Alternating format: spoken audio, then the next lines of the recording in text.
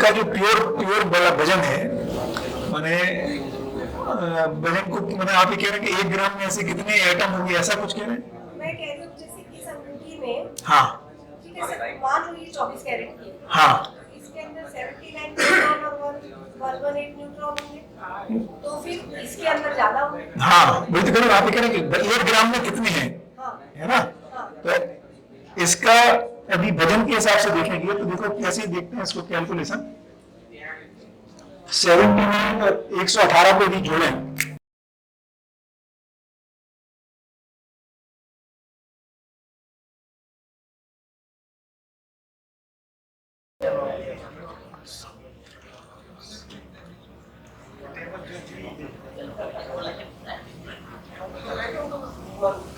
तो जो 197 ग्राम, जो 200 ग्राम गोल्ड होगा यदि, है ना, तो उसमें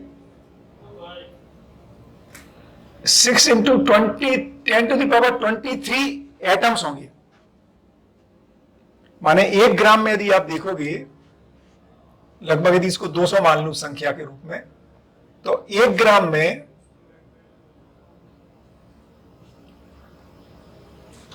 3 इंटू 10⁻21 एटम, मतलब कितने, 3 20 21 वो रखो, 0 3 2 5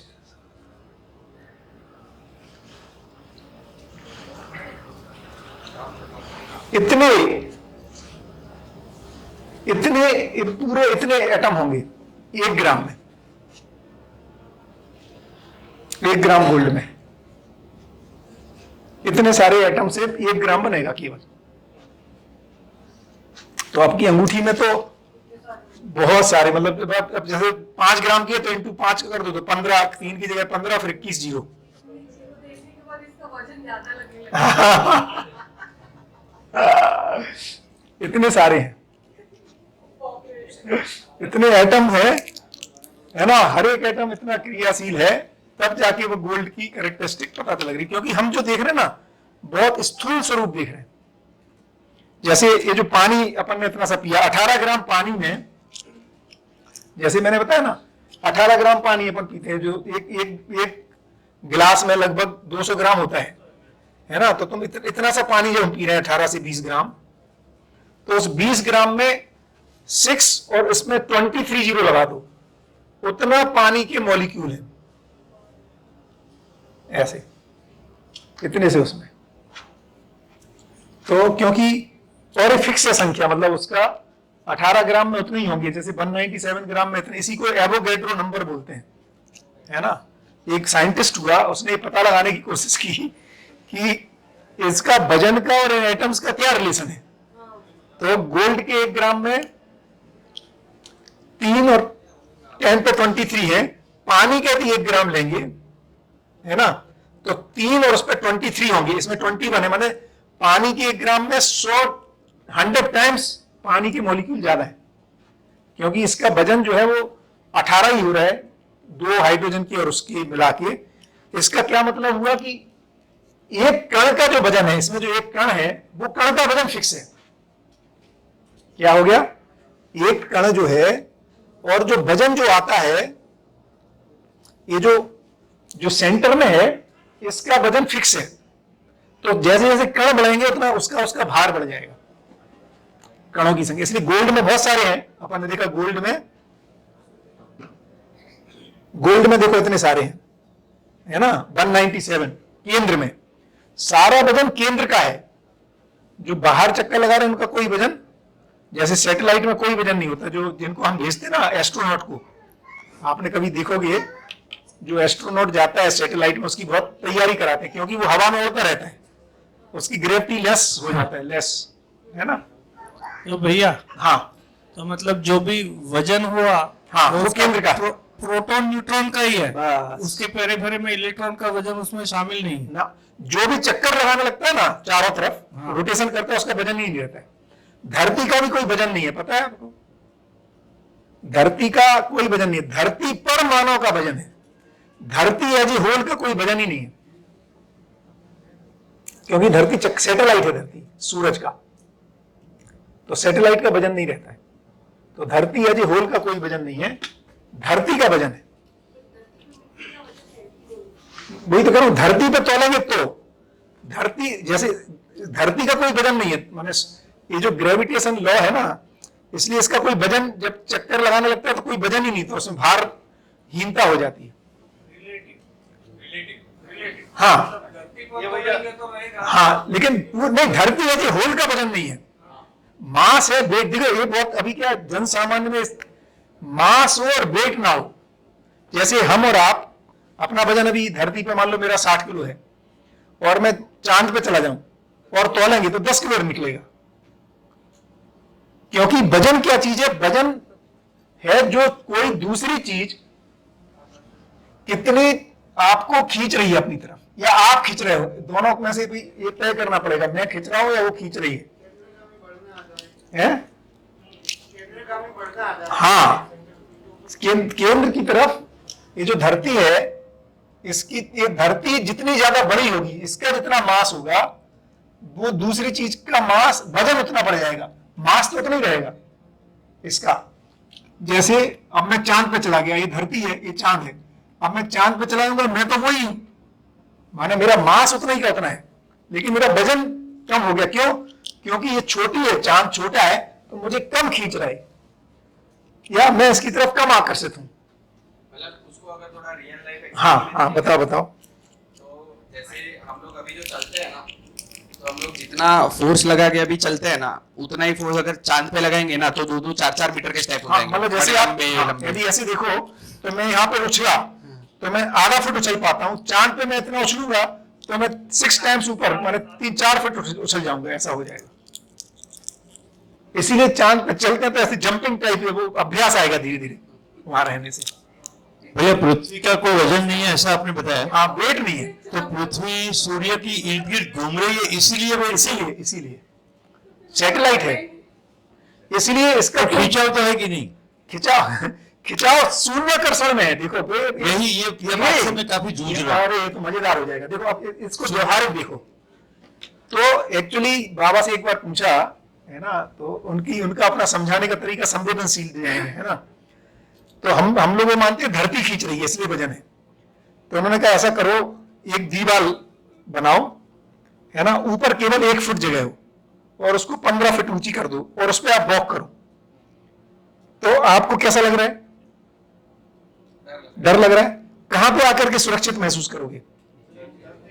तो कौन धरती की तरफ जाना चाहता है?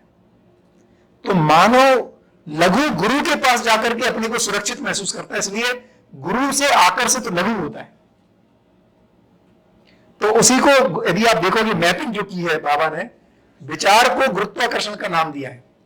तो अभी आप अभी आकर्षण को दूसरे ढंग से देखना हो, तो आप जिनके विचारों से अधिक प्रभावित हैं उसकी तरफ आप ज्यादा आकर्षित रहते हैं, आप उसके पास जाना चाहते हैं।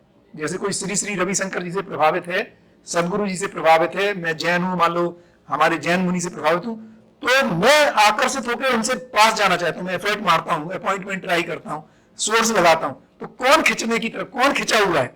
वो नहीं खींच रहा है जो अमिताभ से आकर्षित है। अमिताभ अभी मैसेज आया कि अमिताभ वहां पर खड़े हैं, भीड़ क्यों आ जा रही है? तो लघु गुरु से मिलना चाहता है। क्यों? क्योंकि उससे मिलकर सुरक्षित महसूस करता है। इसलिए गुरु खींचता नहीं है, लघु खींचता है, लघु जाता है उसके गुरु के पास खुद को सुरक्षित करने के लिए। हाँ, अब जो बात है यहाँ पर, इसी को गुरु क्या करता है? जो अच्छा गुरु है वो उसको व्यवस्थित करता है।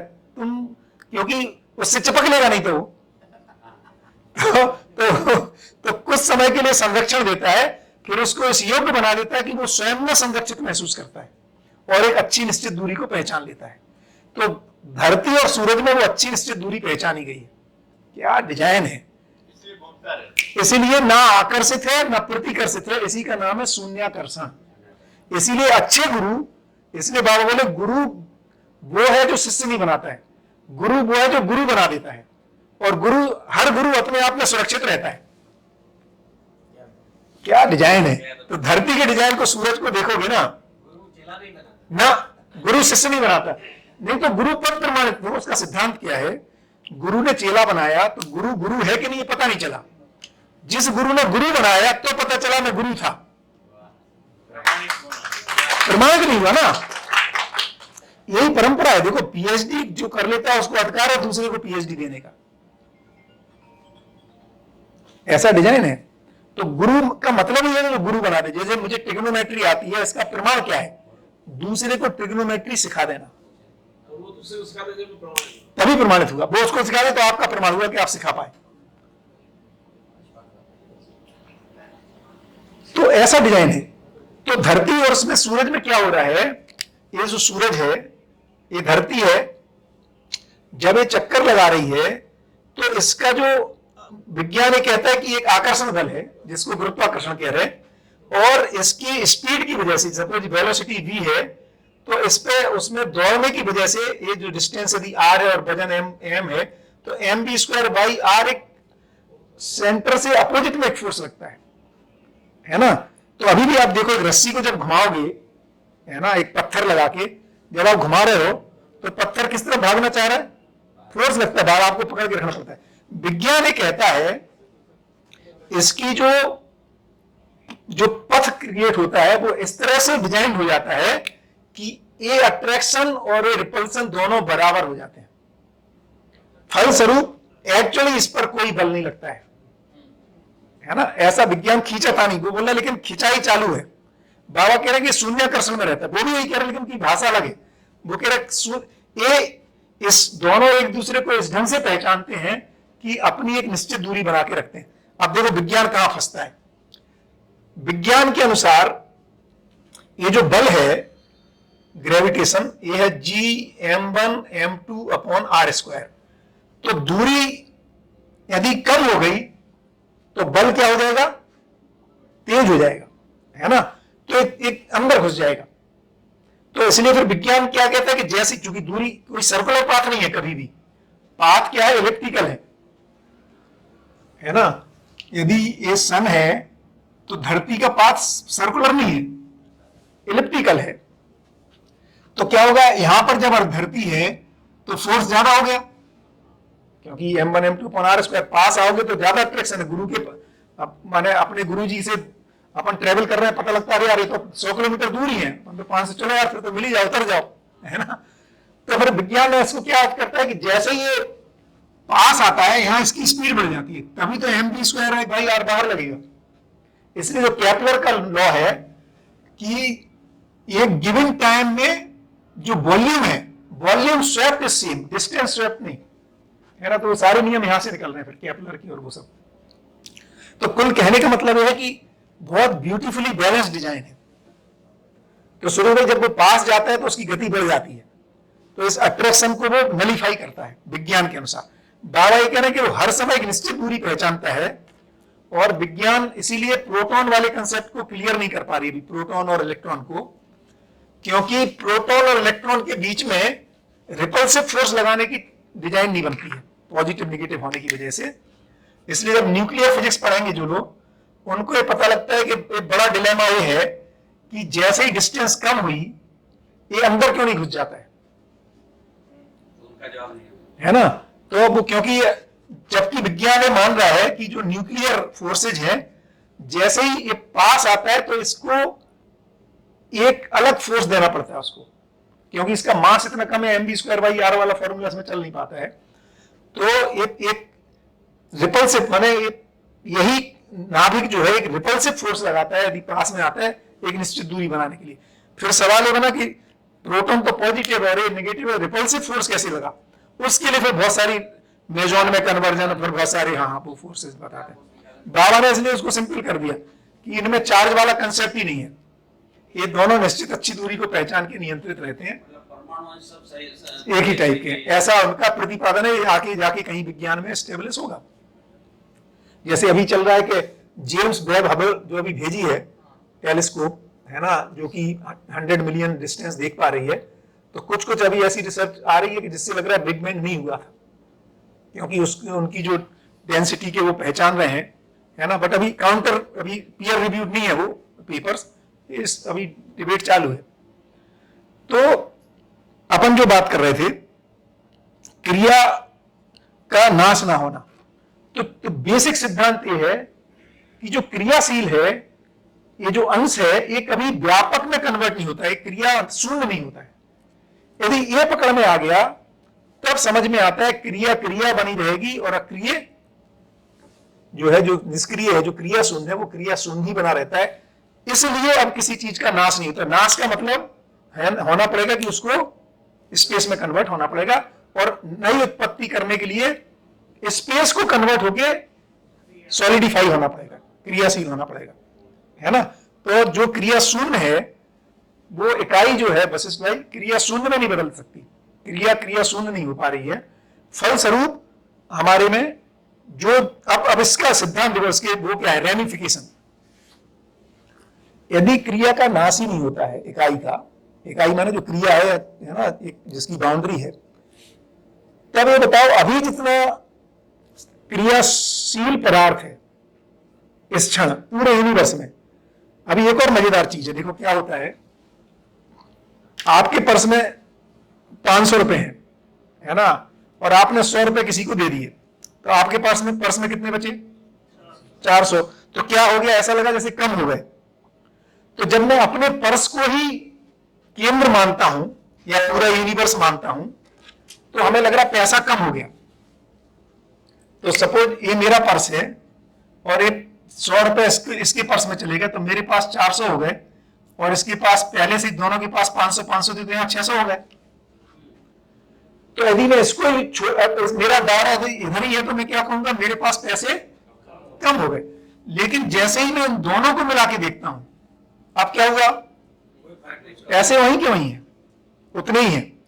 तो जब यूनिवर्स की बात करेंगे तो ये हो सकता है कि धरती से मैं एक सैटेलाइट वहां भेज दूं मून पर, तो धरती पे मास कम हो गया, सैटेलाइट तो वहां चला गया। लेकिन इन दोनों को कंबाइंड करके देखता हूं एज ए होल, तो मास वहीं के वहीं है, कुछ नहीं बदला। तो जब पूरे यूनिवर्स को देखते हैं तो चूंकि पदार्थ या जो क्रिया है वो क्रिया शून्य में कन्वर्ट नहीं हो सकती, इसका मतलब जितना क्रियाशील पदार्थ है वो इस क्षण जितना अगले क्षण कितना रहेगा, कब तक उतना ही रहेगा, कब तक उतना रहेगा, ठीक हो गया। अभी जितना है उससे एक क्षण पहले कितना था, क्यों, क्योंकि निष्क्रिय क्रियाशील हो नहीं सकता, जो क्रिया शून्य है। ये पकड़ में आ रहा है। तो इसका माने कब से इतना ही है, इसलिए कह रहे हैं इसकी उत्पत्ति नहीं है और ना ही इसका नाश होना है। तो उत्पत्ति और प्रलय दोनों नहीं है। लेकिन इसको अच्छे से एक बार विजुलाइज करो, माने आप एक काम कल्पना करो, स्पेस में है ना, ये अपन आंख बंद करके भी कर सकते हैं मन की आंख से, कि जितना भी स्पेस है, अपना इमेजिनेशन जितना दूर दूर तक जाता है उसको लेके जाएं,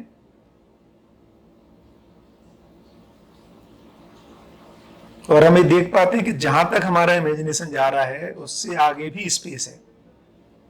और इस क्रिया शून्य स्पेस में जिसमें कोई क्रिया नहीं हो रही है,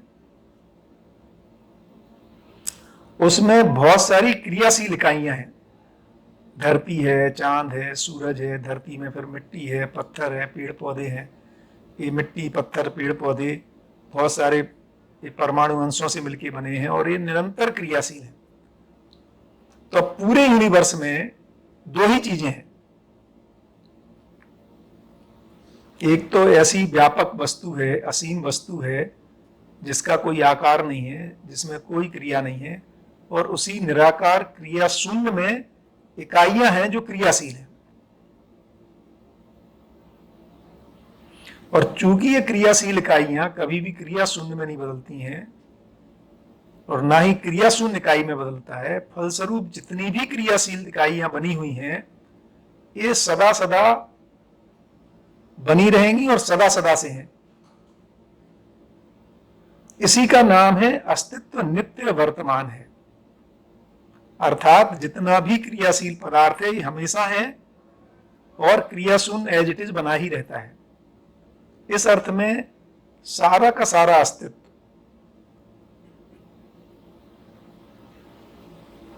ये नित्य वर्तमान बना रहता है।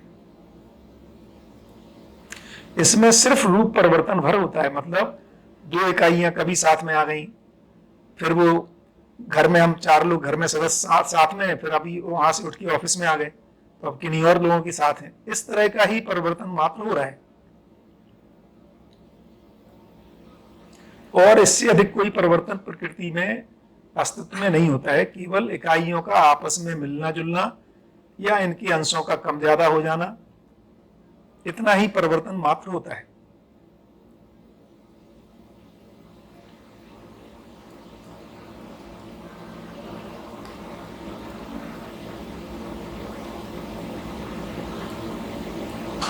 इसीलिए कहा अस्तित्व स्थिर है, घटता बढ़ता नहीं है, क्योंकि इसमें जो भी पदार्थ है, जो क्रियाशील इकाइयां हैं, वो सदा सदा उतनी ही बनी रहती हैं।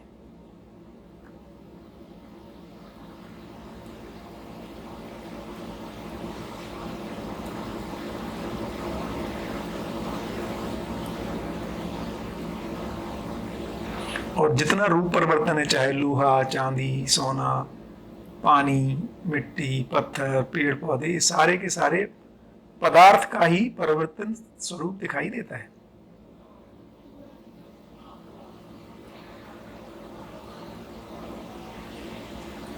बढ़िया।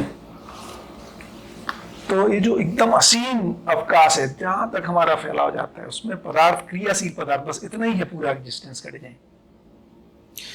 अभी हाँ। जैसे एक क्वेश्चन बनता है, हाँ। ठीक है, मतलब तो एक साइड हम लोग ये कह रहे हैं कि जो एटम्स, मॉलिक्यूल्स है वो क्रियाशील है। क्यों? हाँ।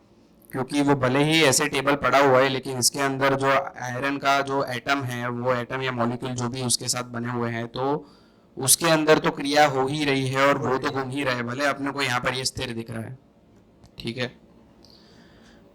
तो अभी एक पॉइंट ये बनता है कि इस पे चर्चा होनी चाहिए कि स्पेस में क्रिया कैसे नहीं है? एटम तो स्पेस में है। हाँ, नहीं, स्पेस में ही। अच्छा, Question. स्पेस स्वयं क्रियाशील है, स्पेस में क्रियाएं हो रही हैं।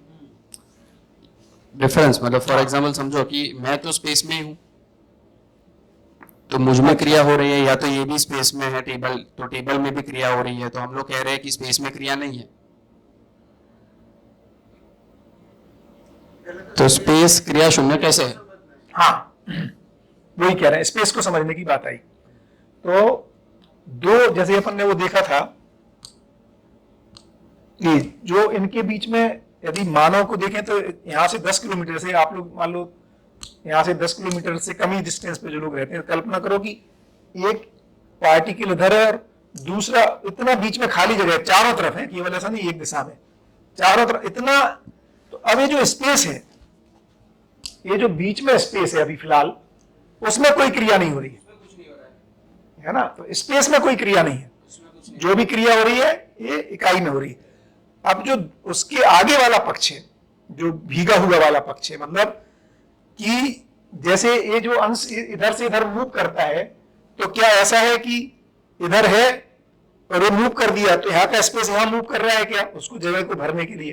तो पता लग रहा है स्पेस में कोई क्रिया नहीं है, नहीं तो स्पेस में मूवमेंट हो जाएगा, या स्पेस में गड्ढे हो जाएंगे जहां जहां इकाई मूव करेगी। तो स्पेस ऑल प्रोग्रेसिव है ना। उसको जब रूट में देखने जाएंगे, इसका पता कैसे चल रहा है, भैया ना थोड़ा डिस्कशन करना चाहिए, मुझे ऐसा लग रहा है। क्योंकि देखो मेरा सिंपल क्वेश्चन इतना है कि इस पर डिस्कशन इसलिए होना चाहिए, जैसे यहाँ पर क्रिया नहीं है, चलो मान लिया, ठीक है, यहाँ पर क्रिया नहीं है, लेकिन स्पेस तो पूरा है, ये पूरा ब्लू, हाँ बराबर है, तो ये तो ब्लू के अंदर ही है, हाँ, तो उसमें तो क्रिया हो रही है। बराबर है। माने सवाल को ठीक से रखें, हाँ, कि जो क्रिया शून्य है उसमें पदार्थ में क्रिया हो रही है या स्पेस में भी क्रिया हो रही है? स्पेस खुद क्रियाशील है, ये सवाल है। तो हाँ, अभी पदार्थ किस में है? स्पेस में। स्पेस में, तो स्पेस में क्रिया हो गई। बहुत ही भाषा में स्पेस में, उससे भाषा में लग रहा है स्पेस स्वयं क्रियाशील। दो भाग, जब तक ये पकड़ में नहीं आएगा ना, हाँ, ये पकड़ना बहुत जरूरी है कि जैसे स्पेस को, क्योंकि यहाँ पर बहुत सारा कह दिया कि भाई ये क्रियाशील है, बाकी सब तो क्रियाशील है, वो अपने को दिख रहा है, मतलब आंख से दिख रहा है, इसमें नहीं दिख रहा आंख से, तो हम लोगों ने ये बोल दिया कि समझो कि पत्थर है, तो पत्थर में कैसे क्रिया है, तो वो चल रही है।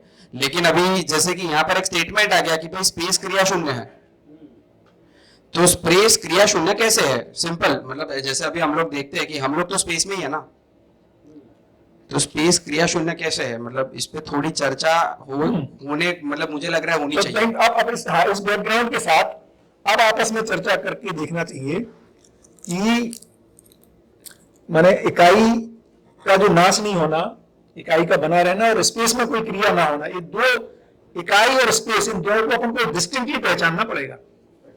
और इसी में मतलब थोड़ा और ज्यादा क्लियर होगा जब ये डिस्कशन करेंगे, वो करना जरूरी है मुझे ऐसा लग रहा है। उसमें कि ये फिर इंटरनली मतलब डायरेक्टली जिसके दिमाग में जो आ रहा है वो करना है। एक सवाल आ गया हाँ। डिस्कशन के पहले। माइक। अब आप कह रहे हो कि ये सारी स्पेस है, हाँ तो ये तो CO2 नहीं है, हाँ, मतलब ऑक्सीजन कुछ ना कुछ है ही इसमें, एयर है। एयर है, तो है उसका ना? भी तो एक प्रोटॉन और न्यूट्रॉन बनता है, तो बिल्कुल। स्पेस का है। हाँ तो ये जो नहीं, यही मैं कह रहा हूँ, ये देखो, ये जो कामनी में ये जो बीच में है, हाँ वही बात कर, नहीं ये ठीक कह रहे हैं आप। देखो इसको ऐसे देखो, इस और इसके बीच में कुछ भी नहीं है,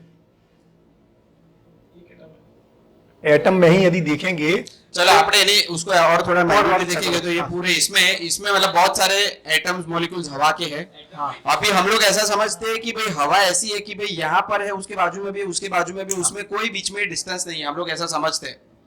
लेकिन वैसे ये दीवार है तो दीवार भी एक ही है ना, इसमें कोई डिस्टेंस नहीं है दिखने में तो।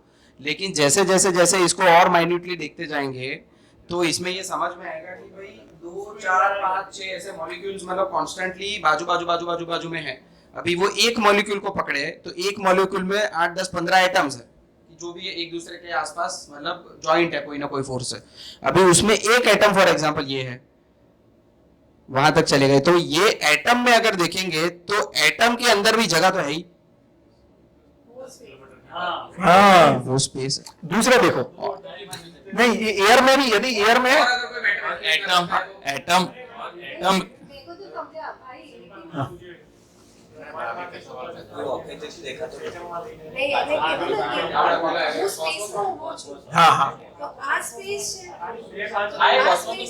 ना नहीं, देखो एयर जो नहीं काम ही नहीं करेंगे। इतना एटमॉस्फेयर में बाहर जब स्पेस में गया था मैं। हाँ वैसे अर्थ और सन के बीच में देख लो, ऐसा कह रहे हैं। अर्थ का जो वातावरण है, देखो एक मजेदार चीज है। हाँ अर्थ, जैसे अर्थ है ना, अर्थ के 10 किलोमीटर तक वातावरण है। अच्छा ये बताओ, आपका जो हाथ है ये कैसे मूव कर रहा है बीच में, यदि एयर कंटिन्यूअस है तो जगह है ना। हाँ वही तो कह रहा हूँ, लेकिन बीच में जगह तो बन रही है ना कहीं, माने लगातार नहीं है।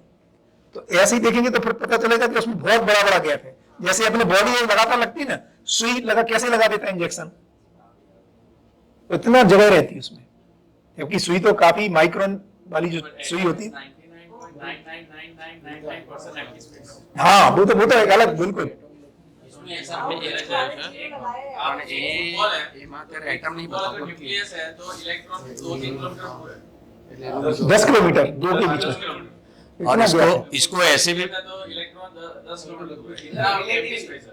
रिलेटिवली, माने यदि मैं 25 सेंटीमीटर का हूं तो 10 किलोमीटर है। हाँ, और इसको भैया ऐसे भी बोलते हैं ना। हाँ जैसे सिंपल मैं बोल रहा हूँ, हाँ। सुनाई दे रहा है, हाँ कहाँ से कुछ तो ट्रैवल कर रहे हैं, Right. वो कहाँ कर रहे हैं? स्पेस में, माने जैसे आप जब कुछ एयर एयर में जो वाइब्रेशन होता है, कंप्रेशन और sound is transmitted only if there is air, हाँ हाँ, लेकिन एयर पार्टिकल को जगह तो चाहिए ना, इस ये बीच में जगह नहीं होगी तो हिलेगा कैसे। भैया इसको ऐसे बोल रहे हैं कि पूरा जो ये पृथ्वी है उसको मतलब जो समझो कॉम्प्रेस किया जाए, हाँ, तो बड़ी ऐसे फुटबॉल। फुटबॉल जितना हो सकता है, यदि कर पाए तो इतने स्पेस खाली। कैसे कोई मशीन से। वो भी तब कि जब इलेक्ट्रॉन भी सॉलिड हाँ, तब। हाँ इलेक्ट्रॉन भी हाँ बिल्कुल। भैया ये वीडियो ना देखिए। हाँ दिखा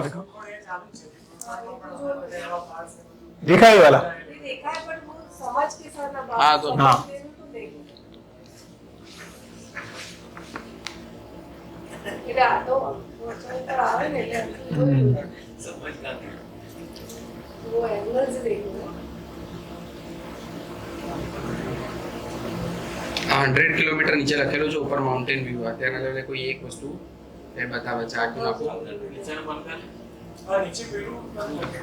10,000 किलोमीटर अच्छा અર્થ મૂન 100,000. મૂન અર્થ અને મૂનનું કોમ્બિનેશન છે વિનસ માર્સ મર્ક્યુરી સન के ऊपर बैठ रही બરાબર છે 10 प्लैनेट्स તો સ્ટાર આવ્યો નથી. 1 लाइट ईयर હવે સ્ટાર આવ્યો 10 લાઈટ. આ લોકલ ઇન્ડસ્ટ્રીયલ કાઉન્ટ છે. Local Milky Way. મંગળ આ ખાલી આ એક જ આપણી ગેલેક્સી આપણી એક ગેલેક્સી આ બીજી ગેલેક્સી આ બધી ગેલેક્સીઝ છે. These are galaxies. આ છે. 100 मिलियन लाइट ईयर वाला टेलीस्कोप बना એ તો આગળ વળી ટેલિસ્કોપને બધા કે છે આપણે મેપિંગ કરવાનું છે. હવે આ ફોર એક્ઝામ્પલ આ યુનિફોર્મ યુનિવર્સ લખ્યું ને આટલી બધી અત્યારે ગેલેક્સીઝ ને ભેગી કરીને આનાથી પછી આપણું બિયોન્ડ ઇમેજિનેશન તો એક ટેલિસ્કોપે આપણો હબલ ટેલિસ્કોપે એક ડાર્ક સ્પોટ પર એટલે એક ડાર્ક સ્પોટ જે દેખાય ને આકાશમાં કે જ્યાં કાંઈ નથી દેખાતું એટલે ઇવન ટેલિસ્કોપથી કાંઈ નથી દેખાતું એ સ્પોટ પર એ લોકોએ 10 દિવસ ટેલિસ્કોપ ફોકસ કર્યું અને પછી એનો ફોટો જોઈ મંજુ એક આખો કે એ ફોટામાં dark spot which is like a grain of send ત્યાં આગળ કેટલી ગેલેક્સી હતી ખાલી એક સ્પોટમાં એવી રીતે તો આખા બધા કેટલી હશે એમ 10 દિવસ ફોકસ કર્યું ત્યારે એટલી લાઇટ આવી કે ગેલેક્સીનો ફોટો પડ્યો હા એટલે હવે અત્યારે આ યુનિફોર્મના આ યુનિવર્સના લેવલે જતું રહ્યું આ લોકો હવે આ પાછું હજી નીચે લઈ જશે અને એટોમિક સ્કેલ પર બતાવશે આપણને એટલે આપણે એને જોઈએ કે આ ફોર એક્ઝામ્પલ આ બધી હવે હું તમને કહું પાછી આ બધી ગેલેક્સીઝ આવી આ બધી એક એક છોટા કર દિયા. એમાં અત્યારના લેવલે એક ગેલેક્સી આપણી મિલ્કી વે એના અંદર આપણે ક્યાં છે નેબરિંગ સ્ટાર આ જે હોટ ક્લાઉડ આવ્યું ઇનર હોટ ક્લાઉડ બરાબર પછી આ ડ્વોર્ફ પ્લેનેટ્સ પછી આઉટર પ્લેનેટ્સ ઇનર પ્લેનેટ્સ અર્થ મૂન પ્લેનેટ અર્થ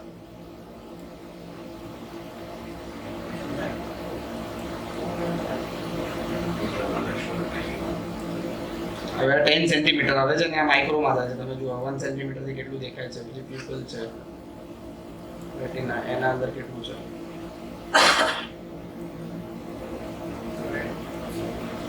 white blood cell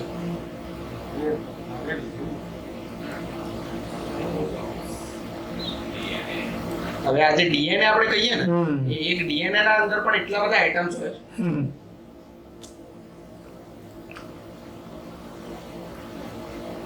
આ ગ્રુપ ઓફ એટમ્સ આવ્યો છે 1 નેનોમીટર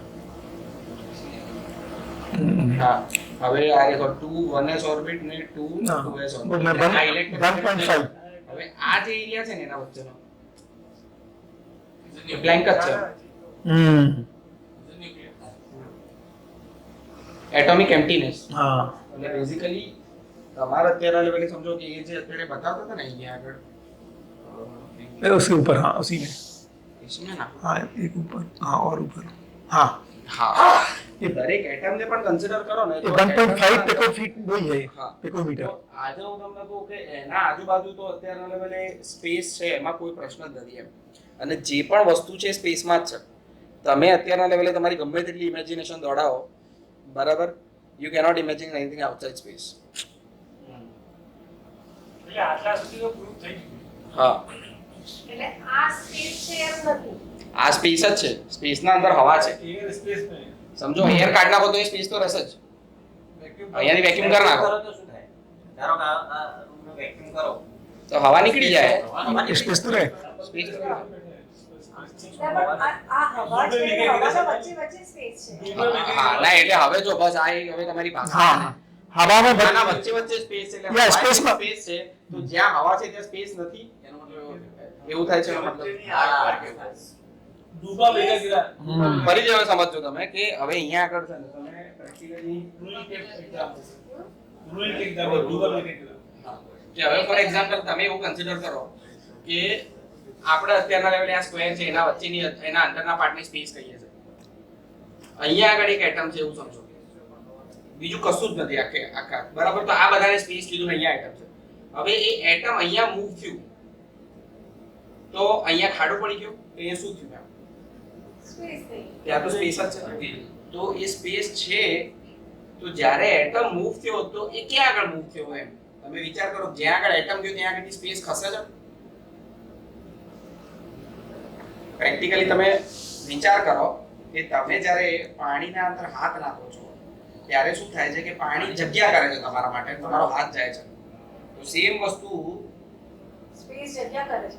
સ્પેસ જગ્યા નથી કરતું. એટલે એટમ આમ જગ્યા માગીને આગળ જાય છે. આ ડિફરન્સ છે. એ ડિફરન્સ છે. એવું નથી.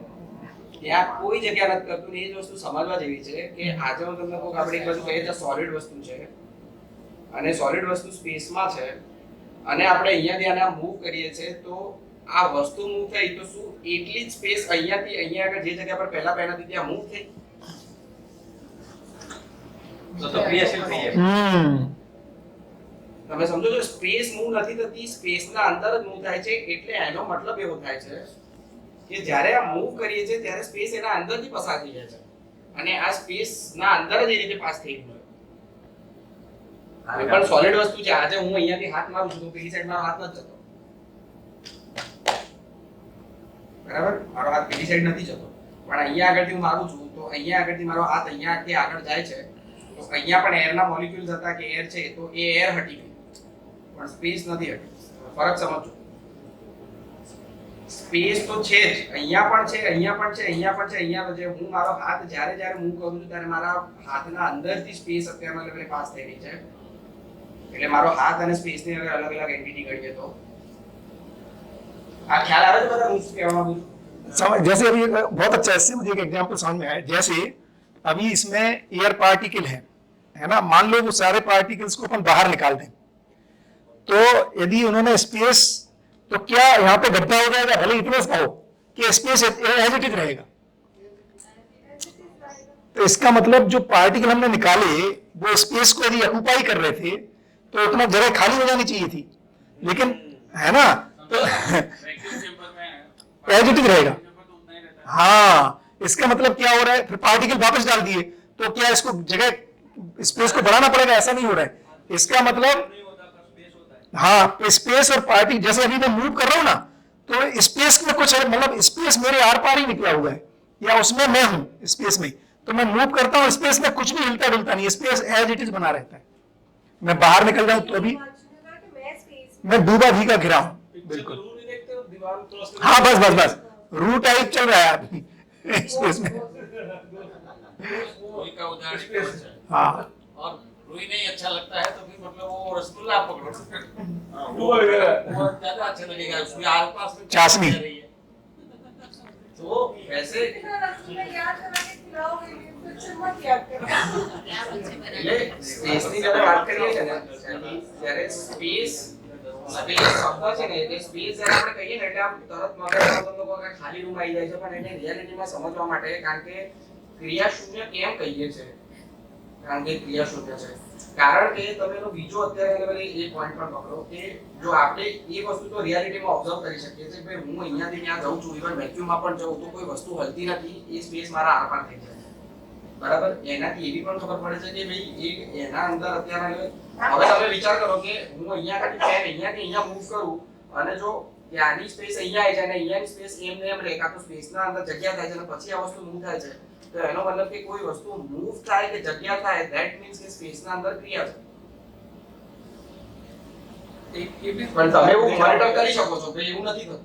अभी ध्यान गया स्पेस शब्द से हमारा जो अर्थ जुड़ा हुआ जगह से जुड़ा हुआ हमेशा स्पेस बोलते हैं ना, अब जगह बोलते हैं स्पेस એટલે હું એ વિચારું છું आप जगह नहीं કંડીશનિંગ થાય છે ને हाँ, તો આમ खाली भी જગ્યા जगह કબાટ लगती હોય એટલે આ કબાટ પછી હું ગાટલું મૂક્યું ને, એટલે સ્પેસ કહીએ. हाँ, જોઈએ શું બોલ, બોલ. કબાટમાં જગ્યા નહીં, કપડાના કબાટમાં જગ્યા નથી એમ.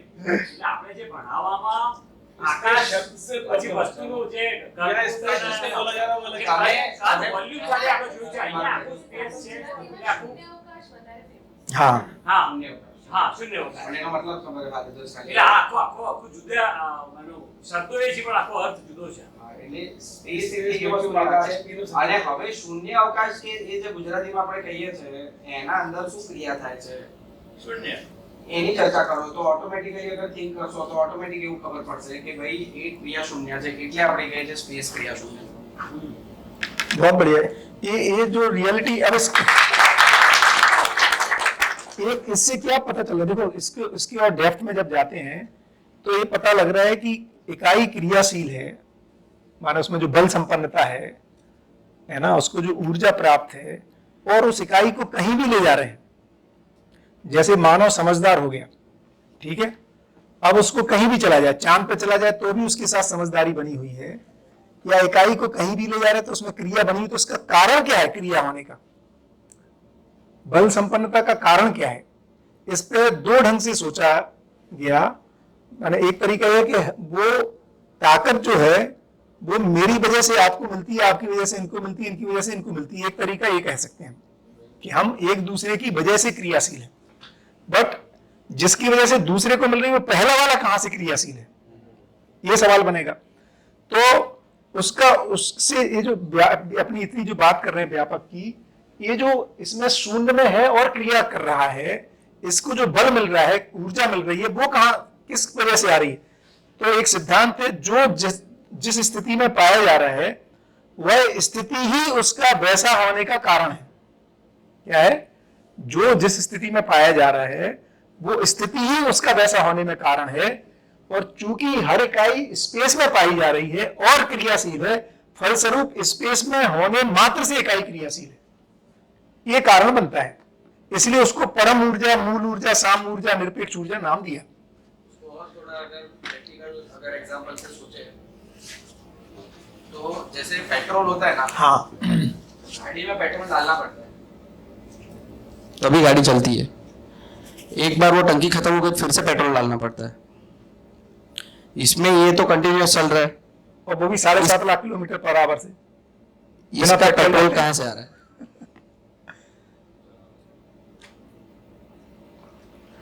इसमें जो मूल घूर्णन ऊर्जा है, इसकी भी रूट में देखेंगे तो ये जो देखो दो है, ये जो रिवोल्यूशन है ना, ये परस्परता से है, ये चुंबकीय बल की वजह से एक दूसरे की इंटरेक्टिव, इसलिए इसको सापेक्ष ऊर्जा का. इसी की वजह से ध्वनि, ताप और विद्युत रूपी तरंग निकलती है. ये जो है ना ध्वनि, ताप और विद्युत जो तीन चीजें निकल रही ना, ये इसकी आपस के ये सापेक्ष ऊर्जा है. निरपेक्ष जो है वो है इसकी बल संपन्नता, जिसकी वजह से इसमें घूर्णन है, वो है निरपेक्ष. परफेक्ट है ना. तो जो इकाई में जो बल है ना, इसीलिए जो मानव में जो बल है वो ज्ञान है. जो तो इसीलिए एक और नाम स्पेस का ही ज्ञान फिर कहा.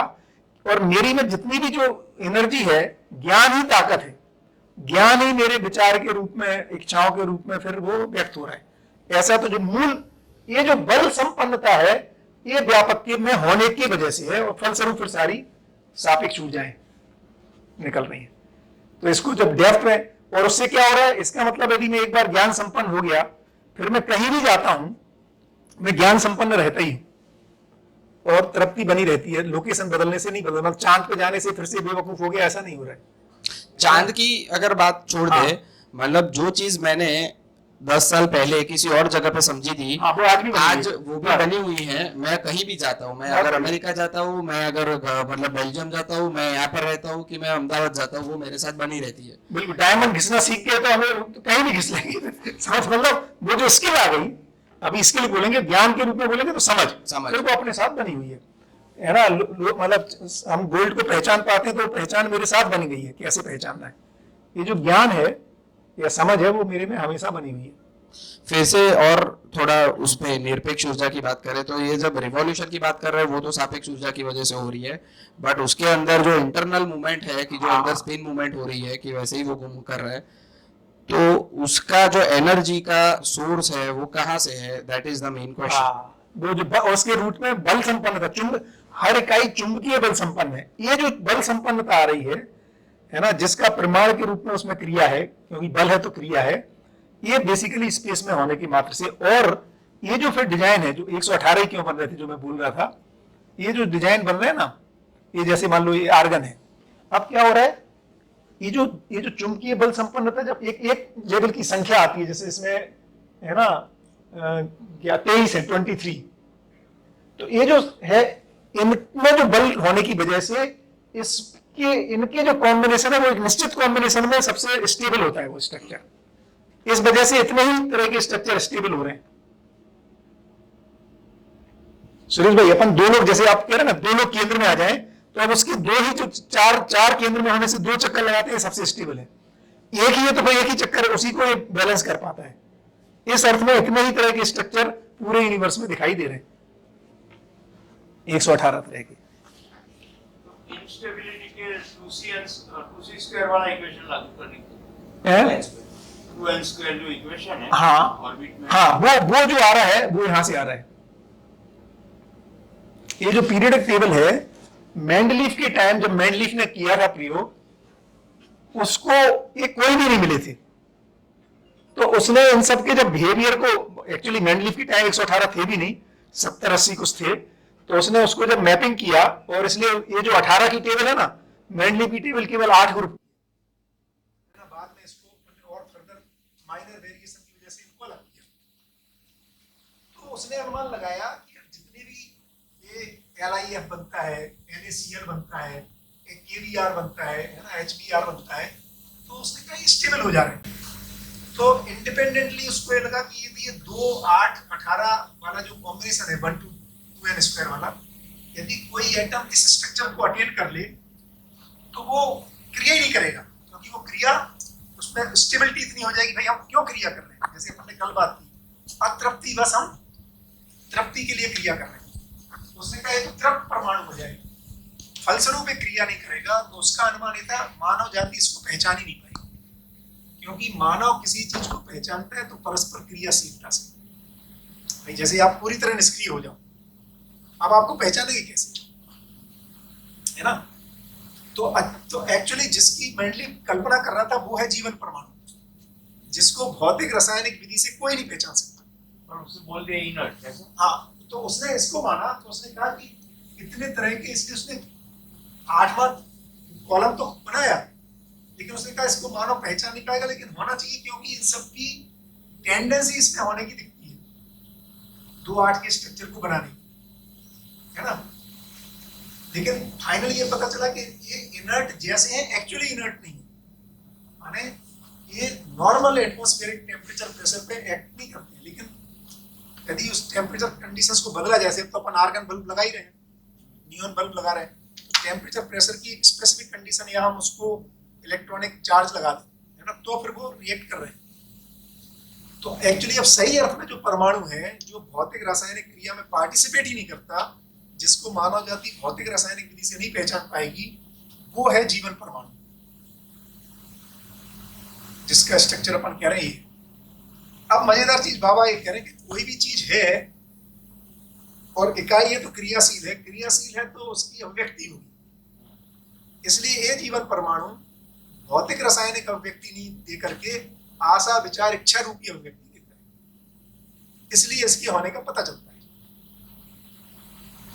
तो बेसिकली फिर ये जो जीवन परमाणु है, ये पूरी बॉडी में ये लगातार ऐसे, तो सुन भाई तो ऐसे घूमता रहता है, ऐसे वर्टिकल हॉरिजॉन्टल, जिसको लोगों ने सूक्ष्म शरीर का नाम दिया, क्योंकि कुछ लोग जो इसको देख पाते हैं, ये कभी कभी, तो वो जिसको हम रूह कह रहे हैं ना, एक्चुअली सूक्ष्म जीवन का गतिपथ है, जो बिल्कुल शरीर के जैसा ही रहता है ना, थोड़ा सा बाहर ही रहता है ना, एक्चुअली उसके ऑरा में शरीर रहता है। उसको लोगों ने कहीं कहीं पे वो पहचानने में आता है, जिसको ऑरा स्कैनिंग वगैरह हाँ, तो जो भी करते हैं। तो कहने का मतलब है ये वो जीवन परमाणु है। अब मैं जो बात कर रहा था कि जीवन चूंकि स्ट्रक्चर जैसे अभी अणु का भी हमको ये लगता है, जैसे कि हम पहले अणु को नहीं पहचाने हुए थे, तो पहले सपोज सेल का एक मिश्रण लगता था, ऐसी एक वस्तु थी, तो उसके अंदर जाएंगे तो ऐसा भी हो सकता है ना कि अंदर, हाँ, तोड़ के देखा तो हमें पता लग रहा है कि इसका आचरण निश्चित नहीं है। जब तक नहीं, जैसे सेल हमें लगा आचरण निश्चित है, डीएनए पेड़ का आचरण निश्चित है, तो उसके रूप में गए तो उसकी एटम का निश्चित है। अब हम एटम से नीचे जा रहे हैं तो आचरण निश्चित नहीं मिल रहा है, तो उसको हम क्या सिंगल पार्टिकल क्योंकि एक तो निकला ना 118 तरह की, नहीं तो और निकलना चाहिए थे इतने तरह की करें, तो वहां रुकना पड़ेगा। जहाँ आ जाना निश्चित हो जाना वहां रुक जाओ। अकेला प्रोटॉन या अकेला इलेक्ट्रॉन का यही नहीं, अच्छा उसका कारण वो स्थिरता में नहीं होता है। ये मालूम कितनी देर के लिए रुकता है? 10 पे -18 सेकंड। तो सब में भी जब करते हैं जो सब एटॉमिक पार्टिकल है उनकी लाइफ टाइम क्या है? क्योंकि वो इतनी देर का तुरंत वो किसी में जाके अपने को निश्चित कर लेता है, सुरक्षित महसूस करता है, किसी एटम का हिस्सा बन जाता है। ओके, उसको ब्रेकअप किया तो ऐसा मिलना। यही तो काम, जितने भी सब एटॉमिक पार्टिकल की आप लाइफ टाइम देखोगे ना, 10 पे डालना 10 पे -18 सेकंड, तो हाँ उसमें आ सकते हो आप 10 पे -18 सेकंड, और उसको हम अध्ययन करके आप प्लॉट पार्टिकल और सब घूमना चाहते, ठीक है वो। इसीलिए भ्रमित आदमी का आचरण का मतलब परिवार में ही आदमी का आचरण का पता चलता है। तो आदमी का ध्यान रखना है तो परिवार में करना है, नहीं तो नहीं पता चलता है। तो परिवार बेसिक व्यवस्था है। दूसरा एक सवाल बनता है कि रचनाएं, हम लोग कह रहे हैं विकास जो है वो, ये जो गठनपूर्ण परमाणु जीवन है इसको विकास कह रहे हैं, रचनाओं को विकास नहीं कह रहे हैं। विकसित जैसी लगती हैं लेकिन है नहीं। तो प्राण अवस्था विकास जैसी लगती है लेकिन विकास है नहीं, जीवन ही विकास है। क्यों? रचनाएं विकास जैसी, विकास क्या होगा? तो रचना क्या है? मिट्टी पेड़ बनता है, मर के फिर मिट्टी बन जाता है, तो विकास कहाँ होगा? स्थिर ही नहीं हुआ। इसलिए वो अर्थात जिसकी निरंतर रहता है वही विकास है। इस अर्थ में ही जीवन है ना, गठनशील परमाणुओं से, पदार्थ अवस्था से जो जीवन का बनना है वो विकास है। और उसकी रोशनी में ये सारी चीजें हम कह रहे हैं कि गठनशील विकसित होने के प्रयास में। और एक और मजेदार चीज है, क्योंकि स्पेस में क्रिया नहीं है इसीलिए जो क्रिया शून्य है उसमें क्रियाओं का अध्ययन हो पाता है। बैकग्राउंड जब क्रिया शून्य तो ही क्रिया का अध्ययन हो रहा है। बिल्कुल ऐसा ही है कि जो पर्दा है ना, मतलब मूवी देखते हैं तो व्हाइट कलर का पर्दे में यदि हमारे कलर बदलते रहे पर्दे के, फिर आप मूवी नहीं देख पाओगे। तो बैकग्राउंड क्रिया शून्य होगा तो ही क्रिया का ठीक से अध्ययन होगा, माना क्योंकि वो क्रिया को प्रभावित नहीं कर रहे हैं, इसलिए क्रिया का ठीक ठीक अध्ययन हो रहा है। इसलिए निरपेक्ष में ही, निरपेक्ष फ्रेम में सापेक्ष का अध्ययन हो पाता है, नहीं तो नहीं होगा। सपोज स्पेस में ही क्रिया हो रही होती और उसमें भी क्रिया में क्रिया हो रही होगी तो अपन पढ़ ही नहीं पाएंगे क्रिया।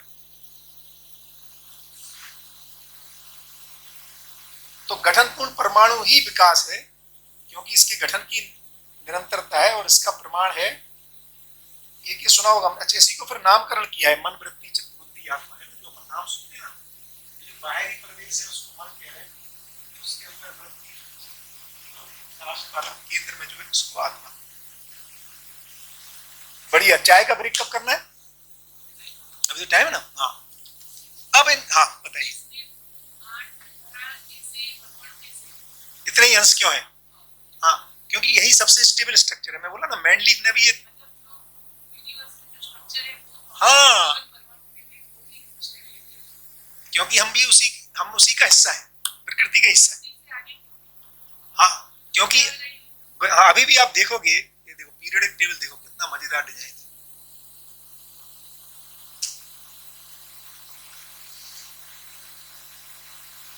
ये साथ ही है ना, 2 8 18 32 ये सेंटर में है। ये सबसे स्टेबल स्ट्रक्चर है।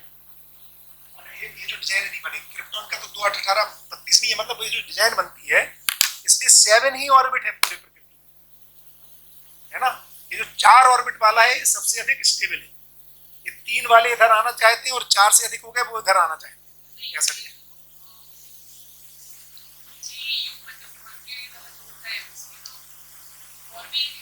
नहीं इनमें तो 7 है, जो जैसे देखो इसमें एक ही है, हाँ है ना, 4 से ज्यादा है, 7 है।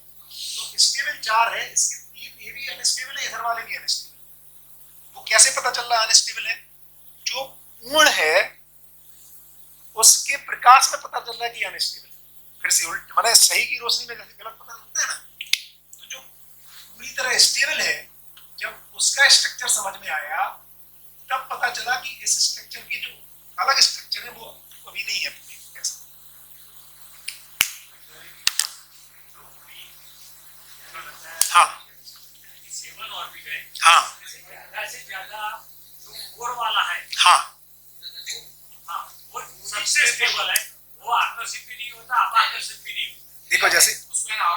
हाँ ये देखो यहाँ पे उसमें प्रैक्टिकली ऐसा है कि जैसे समझो कि अभी हाइड्रोजन और हीलियम है, उसमें से कोई अभी हाँ, हाइड्रोजन और हीलियम है, उसमें दो है एक ही परिवेश में। उससे नेक्स्ट में जाएंगे ना तो आपको रियलिटी में मतलब हम लोगों को क्या करना है कि जो अस्तित्व में है उसका अध्ययन करना है पहले तो। राइट। तो हम लोग ऐसा सोचते हैं कि चलो दो के बाद अभी फॉर एग्जांपल दूसरे परिवेश में आने वाले ऐसे अपने को आइटम्स मिलते हैं कि नहीं मिलते, तो अपने को रियलिटी में मिल रहा है सेकेंड परिवेश वाले। फिर उसके बाद अगर थर्ड का देखते तो थर्ड का भी मिलते हैं, फिर फोर्थ का देख रहे तो फोर्थ का भी मिलते हैं, फिफ्थ का देख रहे तो फिफ्थ का भी मिलते हैं। बट जैसे जैसे हम लोग ऐसे आगे आगे आगे जाते हैं तो फर्स्ट सेकंड थर्ड फोर्थ वाले ठीक है ओके, बट जैसे ही फिफ्थ परिवेश में जो आइटम्स फिफ्थ परिवेश में उनके इलेक्ट्रॉन्स घूमते हैं वो आइटम्स की स्टेबिलिटी बाय डिफॉल्ट कम है। आप अगर ऑब्जर्व भी करोगे ना अपने को ऐसा दिखता है कि ये जैसे फोर्थ परिवेश है ना, ये जो फोर्थ परिवेश है ना सबसे अधिक स्टेबल कोई है तो वो है आयरन। यदि आप देखोगे ये जो है ना यहाँ पे, यदि आप उसको कैसे निकालते हैं वो भी अपन बात कर लेंगे। इसको निकालते हैं बॉन्डिंग एनर्जी पर न्यूक्लियर है ना पार्टिकल। तो क्योंकि इसको अब ये विज्ञान कैसे निकालता है, सबसे अधिक स्टेबल है क्योंकि इसको तोड़ने में सबसे ज्यादा ऊर्जा देनी पड़ती है। तो आयरन इज द स्टेबलेस्ट, जो फोर्थ ऑर्बिट का है वो सबसे ग्रुप जो है वो सबसे ज्यादा स्टेबल है क्योंकि ये सबसे अधिक अपने को बांध के रखता है। और जो फोर्थ ऑर्बिट अभी फॉर एग्जांपल मतलब, और वैसे हम लोगों को ऐसा सिंपल टर्मिनोलॉजी में ऐसा लिखता है कि पहले पहला पढ़ता है, फिर दूसरा पढ़ता है, फिर तीसरा पढ़ता है, फिर चौथा पढ़ता है, फिर पांचवा पढ़ता है। ऐसा नहीं है, पहला दूसरा तीसरा तक ठीक है, लेकिन जैसे चौथा और पांचवा आ गया ना तो उसके बाद चौथा पढ़ता है, उससे पहले पांचवा पढ़ना शुरू हो जाता है। तो उसके रेफरेंस में अगर देखेंगे तो जो पांचवे के अंदर जो भी एलिमेंट्स हम लोगों को मिल रहा है ना वो सारे एलिमेंट्स कहीं ना कहीं ओवरऑल स्टेबिलिटी के रेफरेंस में कम स्टेबल है बाकी के रेफरेंस में, इसीलिए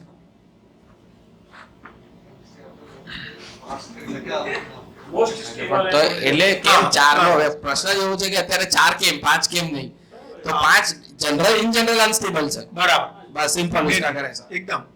हाँ जी नागराज जी साइंस के स्टूडेंट थे कि नहीं वो थोड़ी नहीं थे, लेकिन उन्होंने जो अपनी सुझाव मतलब अपनी समझ से जो भी साइंस के और जो भौतिकवाद है या जो भी है सबको मिला के मिला है, सब पैरेलली एडजस्ट होता है।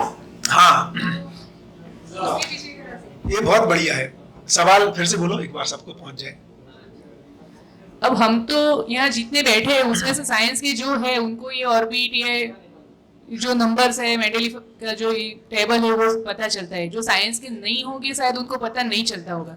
वैसे ही मतलब पूज्य नागराज जी जो थे वो साइंस के स्टूडेंट थे या नहीं थे वो नहीं मालूम, लेकिन उन्होंने जो अपनी गहनशीलता से जो भी उन्होंने ऑब्जर्व किया और जो भी वो एक्चुअली साइंस से मिलता जुलता है, मतलब पूर्ण गहराई से गहनता से उन्होंने नापा है। तो उन्होंने किस पैरामीटर से वो नापा था कि ये आके रुक गए? तो देखो एक बढ़िया सवाल है। बात चल रही, हाँ कुछ पूछती है सवाल है? सवाल मतलब अभी एनिमल्स में भी कई है। हाँ है ना, जीवन जीवन हाँ उसका भी 280 सेम 32 और ह्यूमंस में भी है, ठीक है। तो फिजिकल लेवल पे अगर सेम है, कोई इकाई बोलते हैं बराबर है, तो फिजिकल लेवल पे सेम हो गया। बढ़िया। अभी विचार वृत्ति सब एडिशनल है, तो वो नहीं उसमें भी है, मन वृत्ति चित्त बुद्धि आत्मा उसमें भी है सेम, वो तो नाम है। देखो क्या हो रहा है, ये जो परिवेश है नहीं हाँ वही तो विकास की जर्नी है। देखो जैसे ये नाम है, ये अपना जो ये जैसे यही जीवन है जो मानव शरीर को चला रहा है प्रशांत, यही जीवन मानव शरीर, यही जीवन कुत्ते को गधे को घोड़े को हाथी के जीवन सेम है। जीवन सेम है, मतलब जो गाय भैंस को चला रहा है वही अपना वाला ही जीवन, अपन ही पहले गाय भैंस के शरीर को चला रहे थे, यूं कह सकते हैं है ना। इसमें फिर जागृति आती है, उसी की चर्चा करेंगे। इसमें अब क्या होना है, तो 3 पूर्णता है, एक गठन पूर्ण हो गया लेकिन अभी क्रिया पूर्णता और आचरण पूर्णता शेष है, उसकी अपन वही तो जागृति है अपने में। जीवन तो गठन पूर्ण है ही, वो सब में समान है। यही जागृति सब में। ये भी उतना विकसित नहीं हुआ कि वो बस अब वो उसमें जो विकास है वो आशा विचार इच्छाओं का जो अभी ये पूछ रही है ना, क्या नाम है आपका, चेतना बहन जो पूछ रही है, एक्चुअली मानव में आशा विचार इच्छाओं का सच्चाइयों से तदाकार हो जाना ही जागृति है। मतलब जब महावीर स्वामी जी, बुद्ध भगवान या स्वामी विवेकानंद सबको इसी एक दिन हाँ हाँ, मतलब जैसे महावीर स्वामी जी को, भगवान बुद्ध को, या स्वामी विवेकानंद जी को, या फिर पूज्य नागराज जी को, ऐसे एक लेवल पे एक ज्ञान जो प्रबुद्ध होता है, वो एक स्थिति होती है जो ये फोर्थ ऑर्बिट वाली होती है, इस तरह से बोल सकते हैं। सभी की फोर, हम और आपकी भी यही है स्ट्रक्चर। तो परमाणु सब में, जीवन सब में समान है। माने आपका परमाणु, इसीलिए तो हमें कह रहे हैं कि महावीर को समझ में आ गया तो चेतना बहन को समझ में आ सकता है। बिल्कुल, क्या बात, ये निरंतरता है, क्योंकि ताकत वही है जो शक्तियां हैं आशा विचार करने की। तो बुद्ध को समझ में आया तो अपने को भी समझ में आ सकता है, नागराज जी को समझ में आया तो मैं भी समझ सकता हूँ, क्योंकि मूलतः मैं वही हूँ जो बुद्ध में है, नागराज जी में है, जो ओबामा में है, ओसामा में, राइट, दोनों में है ना, क्योंकि ये सेम ही है, आइटम वही है। ये सहज स्वीकृति नहीं है।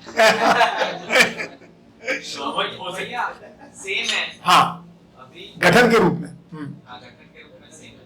राइट, अभी एक है कि फिर तो शरीर मिला, मिला, वो कैसे मिलता है उस पर अपन हाँ कुछ बात करते हैं। शरीर ठीक, बढ़िया। तो जीवन सेम है।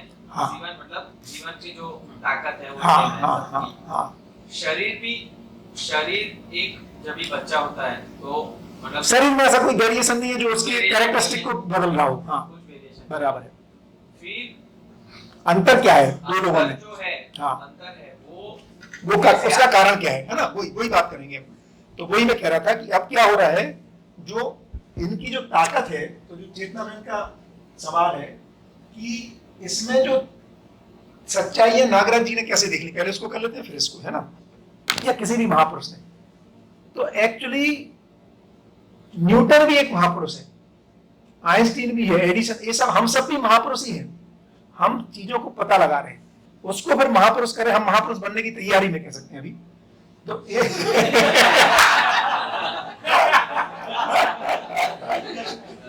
इन्होंने अपने महापुरुषत्व को व्यक्त कर दिया न्यूटन, क्योंकि इन्होंने क्या हुआ, कैसे व्यक्त किया, न्यूटन उस सच्चाई को देख लिया जो हमको नहीं दिख रही, फिर उसकी रोशनी में हमको भी दिख रही, तभी तो सैटेलाइट हमने भेजा, न्यूटन नहीं भेज पाया। तो उसने जो सच्चाई, तो एक्चुअली फिर कैसे होता है, हम कह रहे हैं कि नागराज जी ने भी सच्चाई देखी, तो न्यूटन की सच्चाई और नागराज जी की मैच क्यों कर रही है, हमारे विज्ञान जो कह रहा है मैच क्यों कर रही है, क्योंकि दोनों एक ही सच्चाई को ऑब्जर्व कर रहे हैं। तो सच्चाई व्यक्ति की नहीं है, हम एक्चुअली क्या गुरुत्वाकर्षण का नियम न्यूटन का है क्या, तो न्यूटन का नहीं है क्या, तो नियम न्यूटन का नहीं है, नियम किसका है, अस्तित्व का है। तो फिर न्यूटन क्या है, न्यूटन वो इस धरती का पहला व्यक्ति है जो उस नियम को पहचान पाया और व्यक्त कर पाया। हो सकता है कुछ लोग पहचाने और बता नहीं पाए, मर गए पहले बताने की पहले, या उन्होंने बताया तो लोग समझ नहीं पाए। तो न्यूटन ने इतने अच्छे ढंग से समझाया कि जो नहीं न्यूटन के जितना था उसको भी पकड़ में आ गया, यार ये बात ठीक कह रहे हैं। तो अध्ययन किसका हो रहा है, अस्तित्व का। तो हम जो फिजिक्स पढ़ते हैं, किताब में फिजिक्स नहीं पढ़ते हैं, हम फिजिक्स कहां पढ़ते हैं, अस्तित्व में पढ़ते हैं फिजिक्स। नमक पानी में घुल के ऐसा टेस्ट देता है, ये एग्जिस्टेंस में वेरीफाई होता है, ये किताब में लिखा है इसलिए नहीं होता है। तो अध्ययन हमेशा अस्तित्व की गत सच्चाइयों का हो रहा है। तो यदि नागराज जी ने देखा या अजय जी देखेंगे या चेतना बहन देखेंगी, तो वो विज्ञान से मैच ही करेगा, क्योंकि वो अध्ययन, तो जो विज्ञान बेसिकली क्या है, प्रकृति में होने वाले इंटरेक्शंस का अध्ययन है। तो जो भी सच्चाई को एज इट इज अध्ययन करेगा वो एक जैसे ही बोलेगा फिर, और वो सबसे मैच करेगा। क्या बात है। इसी आधार पर नागराज जी कह रहे हैं कि कल बेटा तुम भी समझोगे तो तुम्हें वही दिखेगा जो मुझे दिखा है, क्योंकि मैं जो देख रहा हूं और आप देख रहे हो एक ही रियलिटी को देख रहे हो। इसीलिए हम कोई भी यहां पे मैं मान लो 100 माले की बिल्डिंग बनानी हो, इंडियन आदमी उसका स्ट्रक्चर बनाता है, उसको रिव्यू करता है अमेरिका का साइंटिस्ट या जापान का या चाइना का, क्योंकि उसको पता है लोहा तो वही कैरेक्टरिस्टिक देगा जो यहाँ देगा, इसलिए हम कर पाते हैं। या जो मेडिकल टूरिज्म है, वो अमेरिका का आदमी यहाँ आता है अपनी आंख का कैटरेक्ट कराने, क्यों?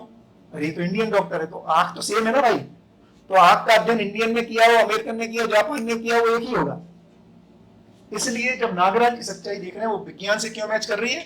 क्योंकि जिसने भी सच्चाइयों को पकड़ा उससे मैच कर जाएगा। क्या बात, एकदम। अच्छा, इसी बात पे मुझे नागराज जी से जो सबसे पहले जब मैं छोटे में मिला, जो प्रेरणा मिली ना, उन्होंने जो आत्मविश्वास है। अभी देखो सबसे बड़ी दिक्कत क्या है, कई बार कोई ट्रेन पे मिलता है, या है ना, टी टेबल पे चर्चा होती है, खाना खा रहे होते हैं, बात होती है, तो बोलते हैं अजय भैया आप ईश्वर के बारे में बता सकते हैं? जनरल बात। मैंने कहा तुमको लगता है कि मैं बता पाऊंगा? तो हंसने लगते हैं, क्योंकि उनको पहले ही पता है कि इनको कहाँ पता होगा ईश्वर। ईश्वर जैसी बड़ी चीज। हाँ, तो मैंने कहा जब तुमको लगता है कि मैं बता पाऊंगा, अच्छा मैं दूसरा पूछता हूँ, मैंने बोला अच्छा मान लो कि मैं बता पाऊंगा, तुम समझ पाओगे क्या? फिर हंसने लगते हैं, मैं तो छोटी सी चीज में कहाँ समझूंगा, तो फिर बात क्यों कर रहे हो? बात हमें आत्मा परमात्मा की करनी है, और हमने मान रखा है तो बड़ी चीजें अपने समझ में आने वाली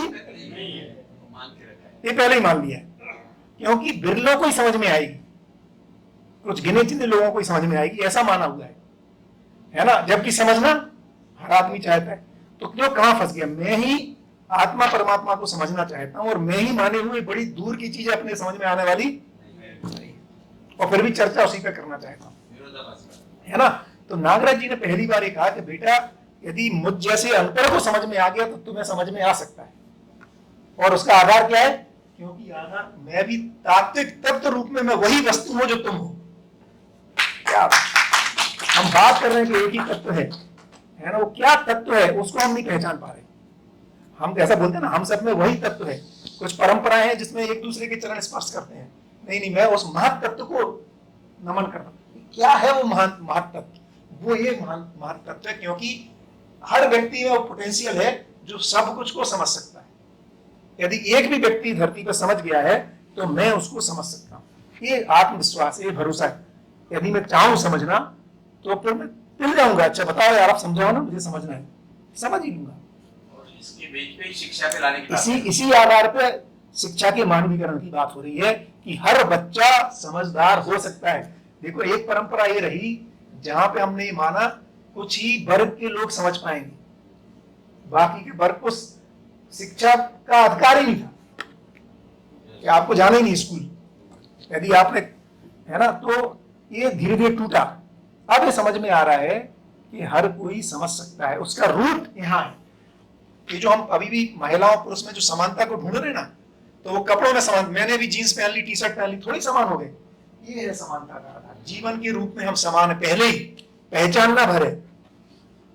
बॉडी में समानता है ही नहीं, वजन अलग है ना, हाइट अलग है, बहुत सारे वेरिएशंस हैं, है ना। तो मेन आधार जो है पहचानने का वो इधर है। जैसे कौन बोल रहा है, जैसे सोम भाई बोल रहे थे बढ़िया कि हम लोग अभी बताते देखो खून का कलर सेम है ना, ये भी सेम, हिंदू मुस्लिम सिख सब सेम होगा। क्यों? खून का, अरे गाय का खून का भी वही है, भैंस का भी वही है, तो वो भी सेम हो गया फिर। तो कलर की खून से कलर से नहीं है, सेम होने का आधार इधर है।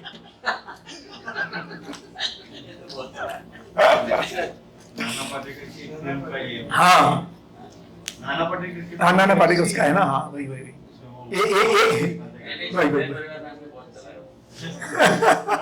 सब जगह चलता है।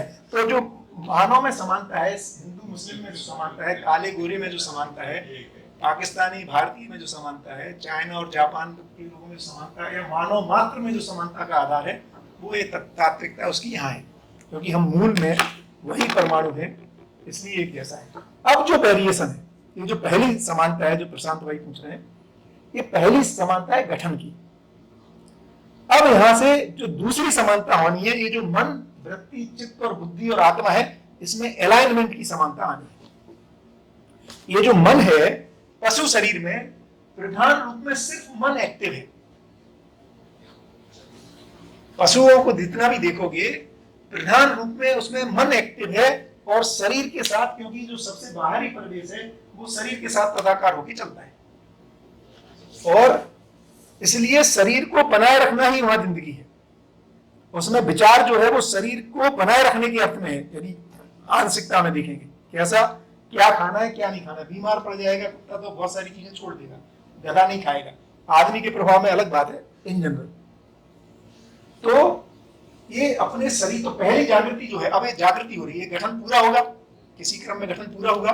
गठन पूरा होते ही चूंकि अब ये स्वतंत्र है तो ये मॉलिक्यूल नहीं बनाता है। इसके पहले जितने भी परमाणु देखोगे कोई अकेला नहीं मिलता है, सारे किसी साथ नहीं मिलते हैं, है ना। अकेला परमाणु का एक केवल यही जीवन परमाणु है जो अकेला दिखाई देगा, बाकी अकेले यदि हम तोड़ेंगे तो तुरंत दूसरे के साथ जुड़ लेता है। बहुत, जो मैं बोला 10⁻18 सेकेंड यदि अंश की है तो ऐसे ही परमाणु के अकेले होने की जो टाइम फ्रेम है बहुत ही लिमिटेड है। तो ये परमाणु हमेशा अणु रचना में ही पाए जाते हैं, है ना। इसीलिए जैसे बोला ना 1 ग्राम सोने में, जो कामनी में बोल रही थी, उसमें इतने सारे परमाणु हैं, ये इतना झुंड साथ साथ रहते हैं। अकेला रहता है तो ये क्यों, क्योंकि ये स्वतंत्र हो गया। अब इसमें सबसे पहले जैसे स्वतंत्र होता है गतिपथ को बनाता है, उसके अनुसार शरीर को चुनता है, और मन एक्टिव है पशु शरीरों में। मानव में देखेंगे तो मन, वृत्ति और चित्त, ये 3 एक्टिव है मिनिमम। चित्त जो चित्रण कर रहा है उसकी अपन चर्चा करेंगे। तो जीने की, पशुओं में देखेंगे तो सिर्फ जीने की आशा है ना। मानव में देखेंगे तो सिर्फ जीने की आशा नहीं है, सुख पूर्वक जीने की आशा है। इसीलिए जिंदा रहना पर्याप्त नहीं है। पशुओं में जिंदा रहना सफिशिएंट है, नेसेसरी है। मानव में नेसेसरी है लेकिन सफिशिएंट नहीं है। क्यों? क्योंकि मानव में क्या हुआ है, चित्त जो है ये यहां तक जागृति है, मन, वृत्ति और चित्त। उसमें भी अब जो मानव में वेरिएशन है, एक्चुअली आदि मानव से अभी तक को देखोगे ना तो आप पाओगे उसमें विचार पक्ष बहुत गौण है। ये धीरे धीरे डेवलप हुआ है ना। चित्त पक्ष और गौण है, प्लानिंग योजना नहीं कर पा रहे हैं। अब आदमी जो है वो 50-50 साल का, 25-25 साल, अभी भी देखो वही लोग, जो एक सिद्धांत है ना कि अधिक विकसित अपने कम विकसित को नियंत्रित करता है, आज भी जिनका विचार पक्ष और योजना पक्ष स्ट्रांग है वो बहुत सारे लोगों को नियंत्रित करते हैं, उनके नियंत्रण में रहते हैं बहुत सारे लोग। उसका आधार ही उतना है। हाँ, कि वो पक्ष स्ट्रांग है। हाँ, तो स्ट्रांग और वीक होने का कारण क्या है? ऐसा नहीं, कारण है, लेकिन अगर परमाणुवंशी है जीवन, तो एक में स्ट्रांग है, एक में वीक है। बढ़िया, ठीक है। तो अभी वो स्ट्रांग है, वीक में कुछ तो कारण है, एकदम है। तो वो क्या है? हाँ, तो वो क्या है? अब यहां से आ रहा है कल्पनाशीलता और क्रम सुगमता की कहानी आ रही है। यहां से क्या हो रहा है कि मानव में जो कल्पनाशीलता है, कल्पना क्या है? आशा, विचार, इच्छा, इन तीनों के कंबाइंड स्वरूप को हम कहते हैं कल्पना, है ना। इन तीनों के कंबाइंड स्वरूप को अपन कल्पना कह रहे हैं। अब क्या होता है, अधिकांशतः किन्हीं परिस्थितियों की वजह से अपने को जो सरवाइव करना है, मानव अपने को सुखपूर्वक जीना चाहता है, तो जहां जहां सरवाइव करने के लिए जो परिस्थितियां निर्माण हुई, उसमें सरवाइव करने के लिए लोगों ने अपनी आशा, विचार, इच्छाओं को कहां लगाया। जैसे आपको जो डायमंड की पकड़ है, मेरे को नहीं है। क्यों? आपने अपनी आशा, विचार, इच्छाओं को जिस दिशा में लगाया, मैंने किसी और दिशा में लगाया। तो हो सकता है मैं जो है हिस्ट्री पढ़ रहा हूं तो मुझे हिस्ट्री में पकड़ हो गई है, या मुझे गेहूं उगाने की पकड़ हो गई है ना। मुझे ज्वेलरी की पकड़ नहीं है ना। पार्थ भाई को धीरे धीरे आप पाओगे 5 साल बाद, हम दोनों एक साथ जर्नी करते हुए, आप दोनों, पता लगा पार्थ को ज्वेलरी की पकड़ ज्यादा हो गई। क्यों? क्योंकि वो अपनी आशा, विचार, इच्छाओं, तो अब कहां से वेरिएशन आ रहा है? हमने अपनी मन, वृत्ति, चित्त अर्थात आशा, विचार, इच्छाओं का नियोजन कहां किया। ठीक है। अब 2 घटनाएं घट रही हैं। कुछ लोग उन आशा, विचार, इच्छाओं को नियोजित करके सफल हो गए। उस सफलता के बाद भी उनकी जो बुद्धि है, ये जो अगला प्रवेश है, ये कह रहा है यार तृप्ति तो हुई नहीं। एक्चुअली रूट में देखेंगे तो बुद्धि तृप्ति ढूंढ रहे हैं। ठीक है। तो जीवन में क्या होता है, हम बड़ी बड़ी योजनाएं, जैसे बॉस होता ना, अपन कोई वो लेके जाते हैं, है ना, एक प्रोजेक्ट तो यार बहुत बढ़िया आइडिया, रात भर आइडिया आता है, सुबह बोलते हैं बॉस को बताएंगे, बॉस के पास, बॉस बोले यार इसमें मजा नहीं आ रहा है, ये तो चलेगा नहीं, तो फिर वापस चला गया। तो हो क्या रहा है कि आशा विचार कल्पनाएं नए नए आइडिया प्रेजेंट करती है, इस बार ना इतना टर्नओवर कर दूंगा, ठीक है। बुद्धि बोलती है उससे होगा क्या, तुम्हें क्या मिलेगा, इससे तृप्ति थोड़ी होनी है। तो पता लगा आइडिया वापस। तो ये जो बुद्धि है ये तृप्ति को ढूंढ रही है निरंतर, इसलिए हमारी ही एक समय के बाद उन गतिविधियों में जिसमें बहुत उत्साह आता था, एक उम्र के बाद उत्साह खत्म हो जाता है। क्यों खत्म हो गया? वो ज्यादा समझदार हो, मतलब उस अर्थ में समझदार हो गया कि इस गली का रास्ता बंद है, इससे नहीं मिलेगा, इसे जो चाहते हैं वो नहीं मिलेगा, ये दिख गया उसको। फिर हमें लगता है यार अब दिनेश भाई का मन क्यों नहीं लग रहा है इसमें, अब बॉनी क्यों नहीं दौड़ रहा है जितना पहले दौड़ता था, अब मेहुल क्यों नहीं, क्योंकि बॉनी मेहुल को दिख रहा है उसमें और दौड़ लगा के वो नहीं मिलने वाला जिसको मैं दौड़ जो ढूंढ रहा हूं। ये किसी किसी में हो रहा है, क्यों? क्योंकि उसने अपनी नियोजन को वहां लगाया। तो इस अर्थ में सारा वेरिएशन हो गया। अब मजेदार घटना क्या है कि एक व्यक्ति किसी सोल्यूशन को पा जाता है, जैसे एक व्यक्ति को दिख गया कि नहीं यार धरती चक्कर लगा रही, केंद्र में सूरज है ना कि धरती, वो फिर कुछ लोगों को कम्युनिकेट करता है, और यदि वो सच्चाई है तो उसको पकड़ क्लिक हो जाती है, और इस तरह से फिर शिक्षा के माध्यम से सच्चाइयां केवल एक ही प्रजाति है जो मनुष्य है, वो ही एकमात्र है जो शिक्षा के माध्यम से जितना वो 50 साल में सीखता है वो 1 साल में ट्रांसफर कर देता है अगली जनरेशन को, और फिर अगली जनरेशन वहां से अधिक आगे की यात्रा शुरू करती है। गाय में ऐसा नहीं हो रहा है, वो इतना बढ़िया घोंसला बनाती है एक बर्ड, और वो हजारों सालों से वैसे ही घोंसला बना रही है। आदमी के घोंसले के डिजाइन बदल गए। तो ये जो वेरिएशन आ रहा है वो कहां से आ रहा है? हम उन परिस्थितियों में जब अपने आशा विचार इच्छाओं को नियोजित करते हैं, सुख को ढूंढने की जो मेरे में तीव्रता रहती है, जहां जहां सुख नहीं मिलता है मैं दूसरे रास्ते को पकड़ता हूं और उसको अगली जनरेशन को कम्युनिकेट करता हूं। इस आधार पे हमें बहुत सारे लोग अभी की स्थिति में चूंकि गलती अनंत है, तो अभी बहुत सारे मॉडल दिखाई दे रहे हैं, सब अलग अलग ढंग से सुखी होने के प्रयास में है। जैसे ही अपने को ठीक फॉर्मूला मिल जाएगा तो ये प्रयास अलाइन होना शुरू हो जाएंगे। चाय का ब्रेक कर दें? बहुत बढ़िया, शानदार। तो 15 मिनट बाद मिलते हैं, फिर अपन जीवन पे विशेष स्पेशल चर्चा करेंगे उसके ऊपर।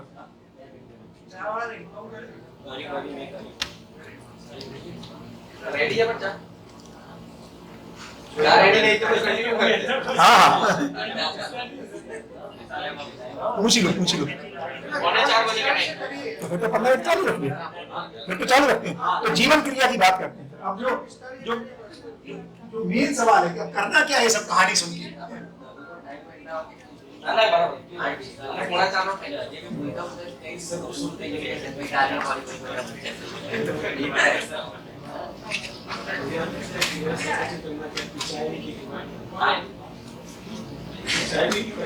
अब एक काम कर सकते हैं, 10 मिनट अपन अपने ग्रुप में 5-5, 6 लोग बैठ के ये जीवन की जो समानता समझ में आई, इससे क्या क्या डायमेंशन खुलते हैं, है ना, इस पर बात करनी चाहिए।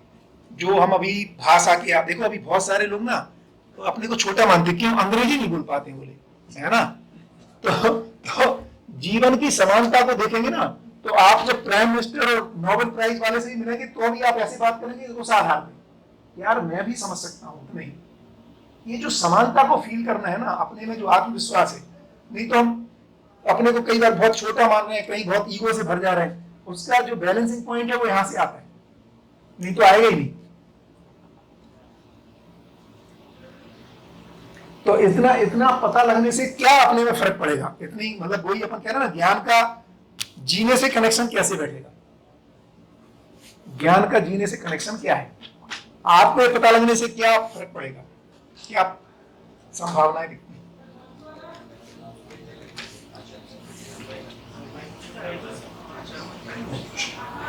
तो 5-5, 6 के ग्रुप में एक बार चर्चा करो।